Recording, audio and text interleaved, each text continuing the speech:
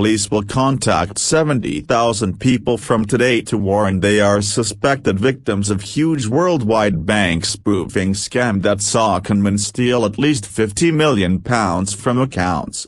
Dozens, including Mastermind, arrested in UK's biggest ever fraud probe. Some 70,000 Brits will be contacted by police from today after potentially falling victim to the country's biggest ever scamming operation. It comes after a website used to defraud up to 200,000 people in the UK out of at least £50 million was shut down following an international probe involving Scotland Yard, the FBI and European law enforcement agencies. Scammers paid a subscription to iSpoof.cc to use technology that let them appear as though they were phoning victims from banks such as Barclays, NatWest and Halifax. A total of 59,000 criminals paid subscriptions of between £150 and £5,000 to use the technology, making £3.2 million for the site's owners while they scammed vast sums from unsuspecting victims. The majority of victims, 40%, were in the US, followed by Britain, 35%. Many people in Australia and other European countries were also targeted. The British suspected mastermind behind the site, T.J. Fletcher, 34, from East London, has been charged with fraud and is in custody following his arrest earlier this month. A court date is set for 2 weeks' time. The average loss to victims was £10,000 each, with one losing more than £3 million to fraudsters using the service, Scotland Yard said, adding that there had been more than 100 arrests in Britain alone in recent weeks. So far £48 million of losses have been reported to Action Fraud, but the real figure is likely to be far higher. The Metropolitan Police plans to send mass text messages to 70,000 victims today and tomorrow asking them to get in touch to give evidence. Dat Superintendent Helen Rance, of the Met, said fraudsters would first buy victims' bank details on the dark web to make their approach more convincing, then used iSpoof to make a fake bank phone call to clear out their accounts, she said. Scammers made 10 million fraudulent calls after the site was set up in December 2020, with 35% of the victims in Britain, 40% in the US and the rest scattered across Europe and Australia. At one point as many as 20 people every minute were being targeted by callers using technology bought from the site. Suspected mastermind Mr. Fletcher was accused of fraud and participating in organized crime on November 7. He was remanded in custody and will appear at Southwark Crown Court on December 6.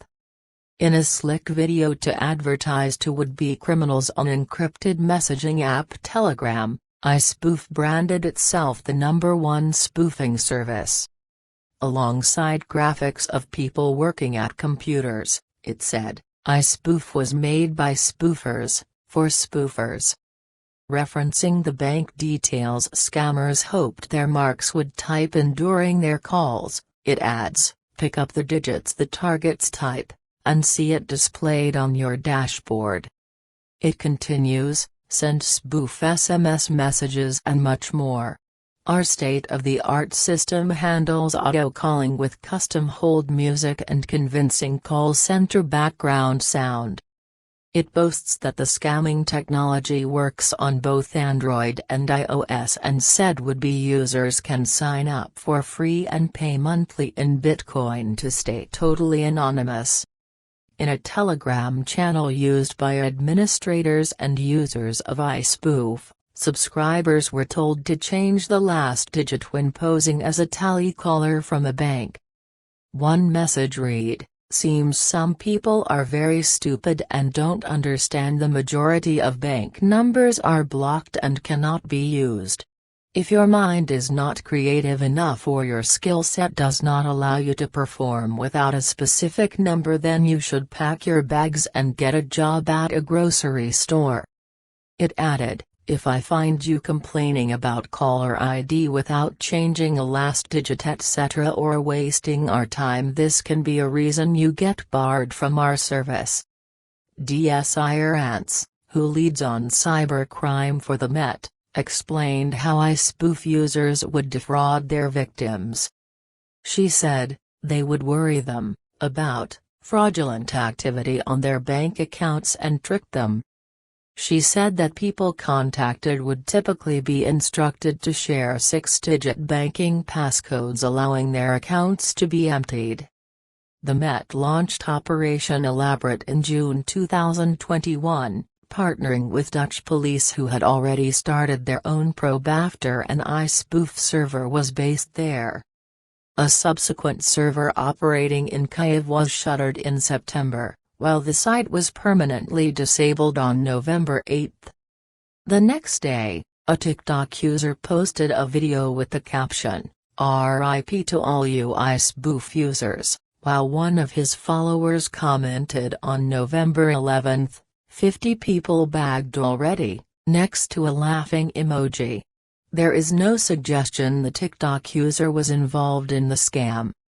On November 7, the Met had charged suspected ringleader Mr. Fletcher with fraud and organized crime group offenses. It's fair to say that he was living a lavish lifestyle, DSI Rance said, adding that the investigation remained ongoing. Instead of just taking down the website and arresting the administrator, we have gone after the users of iSpoof, she added. By taking down iSpoof, we have prevented further offenses and stopped fraudsters targeting future victims. Our message to criminals who have used this website is we have your details and are working hard to locate you, regardless of where you are. 2 other suspected administrators outside the UK remain at large, the Met added.